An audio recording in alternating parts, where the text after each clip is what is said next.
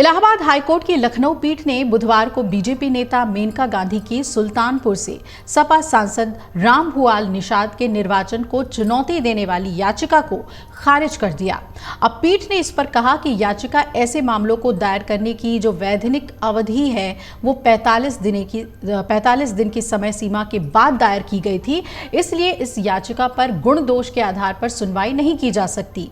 फैसले में क्या कहा गया, आइए वो आपको बताते हैं। न्यायमूर्ति राजन राय की पीठ ने मेनका द्वारा दायर चुनाव याचिका पर अपना फैसला सुनाया और पीठ की याचिका की स्वीकार्यता के संबंध में 5 अगस्त को अपना आदेश रिजर्व कर लिया था, सुरक्षित रख लिया था।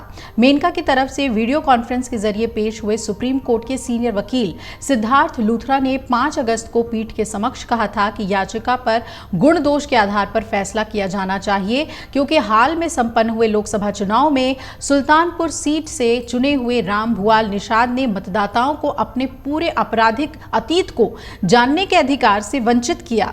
लूथरा ने यह दलील दी थी कि याचिका दायर करने में हुई देरी को माफ किया जाना चाहिए और तर्क ये दिया कि निषाद के खिलाफ 12 आपराधिक मामले लंबित हैं, जबकि उन्होंने अपने हलफनामे में केवल 8 मामलों की ही जानकारी दी थी। अब मेनका की दलील को खारिज करते हुए पीठ ने यह कहा कि जनप्रतिनिधित्व अधिनियम 1951 की धारा 81, इसकी धारा 86 और सिविल प्रक्रिया संहिता के आदेश 7 और नियम 11D के तहत समय बीत जाने के कारण ये चुनाव याचिका खारिज किए जाने योग्य है और निषाद ने लोकसभा चुनाव में सुल्तानपुर सीट से बीजेपी उम्मीदवार मेनका गांधी को 43,174 मतों के अंतर से हरा दिया था। मेनका ने पिछले महीने याचिका दायर की थी और कोर्ट ने याचिका को समय सीमा के उल्लंघन और जनप्रतिनिधित्व एक्ट की धारा 81 और 86 के खिलाफ माना है। आपको बता दें कि अपनी याचिका में मेनका गांधी ने बताया था कि रामभुआल निषाद के खिलाफ 12 आपराधिक मामले लंबित हैं और उन्होंने अपने चुनावी हलफनामे में सिर्फ 8 का ही जिक्र किया है। अब आपराधिक मामले को छिपाने के काम को भ्रष्ट आचरण करार देते हुए उनका निर्वाचन खारिज करने की मांग मेनका गांधी की तरफ से की गई थी, लेकिन कोर्ट ने मेनका गांधी की याचिका को खारिज कर एक झटका दिया। इस फैसले में सपा खेमे ने काफी अब राहत की सांस ले ली है और कोर्ट ने अपने फैसले में यह भी कहा कि मेनका गांधी की याचिका समय सीमा से बाधित थी। अगर समय रहते उन्होंने अपील किया होता तो इसमें सुनवाई हो सकती थी।